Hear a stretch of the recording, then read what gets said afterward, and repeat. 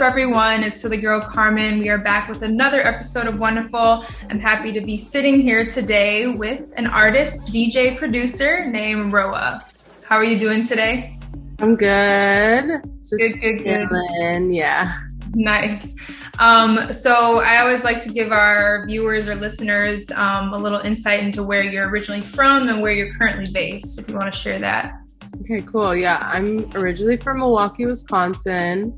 I left there when I was 18 and I spent many years traveling and just rambling around.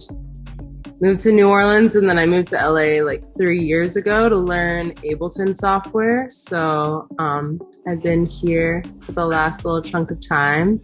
Nice. Very cool. Oh, yeah. So that will lead me into my next question. I know obviously you're a DJ and a producer. So how long have you been a DJ and producer, and what came first?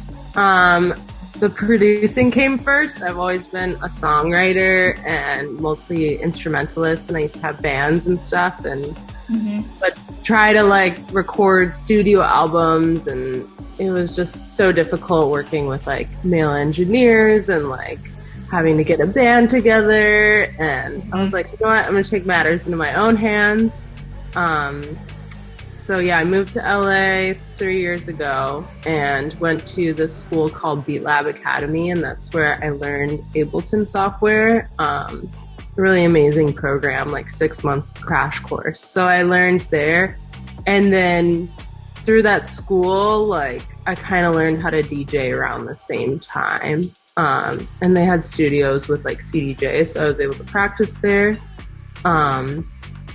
So yeah, I'd say like maybe like producing a little over 3 years and then DJing like a few years. But obviously I learned how to DJ and then it was like COVID. So right. I wasn't super active, you know. Yeah, that all threw us for a loop, but that's really cool. And it's very relatable when you said, yeah, dealing with like the male energy and the male ego around engineers and producers. I went through the same route of like, I don't want to go through any of these people. I don't want to play this game. I need to learn myself. Totally. I had like this guy was going to privately fund my studio album in New Orleans. I'd like written and composed all this music for, and was going to have all these session musicians. And then he just started being hecka weird. So I was like, I'm out. Right. That's the way it goes. Down. Yeah.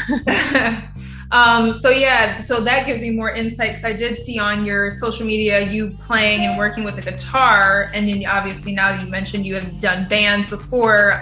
Do you use that element in your music now, or is that just something you've known and it's for fun? Where does the guitar come in?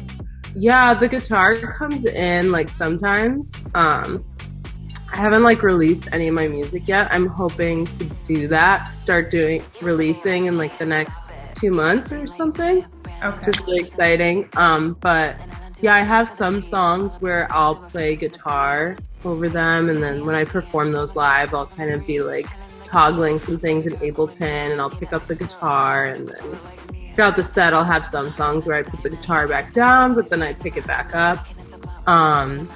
And I'm trying to like introduce that live element more with like my performances and my music, but I just kind of got this download like years ago where I was like, okay, I think I need to like put out some music and have it be successful, so that then eventually there's the possibility to like hire a band, you know?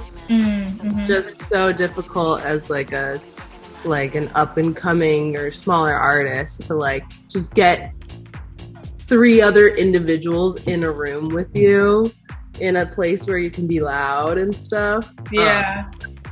But I've started working more with like session musicians where I'll like compose out the music, and then I'll get like a bass player, and like I play guitar on the track, and I'll get like a composer string player that will like play a bunch of violins and stuff. So yeah, like working with a drummer. So I'm starting to like kind of build that just like through producing. But then I have some music that's like just all kind of electronic, like experimental indie pop. So nice. Yeah, kind of like it's very genre defying, my music. Yeah. Well, that's dope. I'm excited, and hopefully, very soon we get to hear what you create. Yeah. So that sounds great.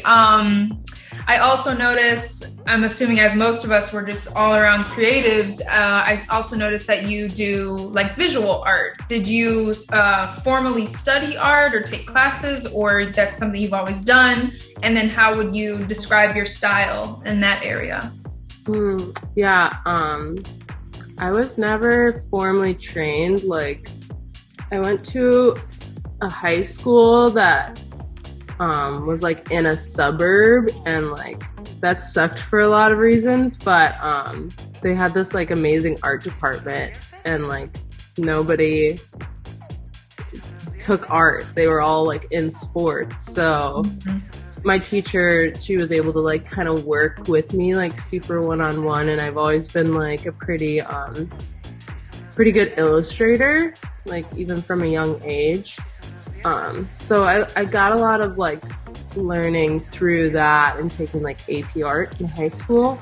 But then, since then, I just like kind of was just out on my own, just trying to make cool art. But for years it was like, what are these colors you're mashing together, you know? And it wasn't until like a few years ago that I kind of just like figured out what my aesthetic was and like a style that works well for me, and was like, literally I just had stuff laying around. Like I was like, oh, I have this black paint pen and like a white gel pen and so, like another color and this like toned paper. And then through that, just being like the supplies that was all I had at the time, I actually like, created my own style using those materials. So yeah, it's just been kind of like a process. And I describe my style as like kind of like dark, witchy, illustrative, like multimedia. But I love like referencing like the feminine archetype, and I love like drawing like moss and snakes and things of that nature that kind of have like a lot of symbology to me.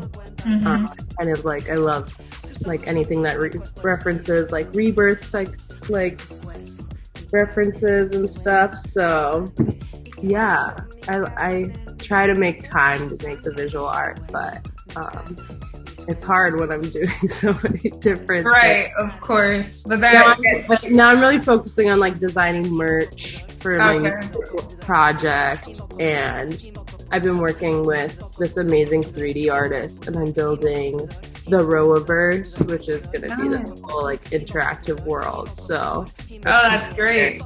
Headed now. Right. That's perfect. Yeah, perfect timing for where everything's headed. That sounds really cool. Yeah, I was like, I'm going to inject myself in this gaming metaverse stuff and just hopefully thrive. We'll see. Yes, definitely. All right, we're going to wrap it up with one more question. Looking through your Instagram more, I saw that you played a few parties called Lick and Dip in the underground LA scene, I'm assuming. Can you tell us more about those events? Yeah, they're really interesting. Like, my friend Dylan, he started this event, Lick and Dip, kind of like right like out of COVID, and it's become really successful, mostly with probably like the USC community. So it has been a lot of, it's really interesting. Like it would be like a lot of college kids mixed with like, I don't know, Willow Smith is here tonight. Like it's just, like so random, honestly. But it was a fun event to play for a while. I would play a lot of like G house stuff, which is really fun. Hip hop, G house mashups, which was really fun. Just like seeing a crowd just like kind of get turned, like hearing all these songs that they know, but like in a different way, you know? So it was cool. It was like a fun experience. ultimately, it wasn't fully for me, but it's for somebody, you know? Yeah, I guess that's how the party culture goes. You find there's so many the genres of music can attract so many different people. The vibes of events are so different. So yeah, sometimes it's like, yeah, you learn as you go, like, yeah, I'm gonna play this again, or no, not my thing. Yeah, like we had our run. Like I was doing weekly for them. Oh, okay. You know, so you were in there, yeah. Yeah, so it was like, it was really interesting. Oh, very cool. Times, you know, good times. Yes. I'm like at a point where I just dropped all my residencies and I'm like rebranding. I'm focusing on releasing my music, and you know, with the idea that once I put that work out, then it'll just lead to better gigs. So yeah, that makes sense. You got to make time for like the direction you want to head and make sure you're cultivating that. So that's good. Totally. Well, I thank you so much for coming on here to give us a quick interview. I can't wait to hear your mix and share that with our platform. And we wish you the best of luck with all your new ventures in the ROWA-verse and your music and everything. Thank you. You too. Have an amazing summer. You too. All right. Bye-bye.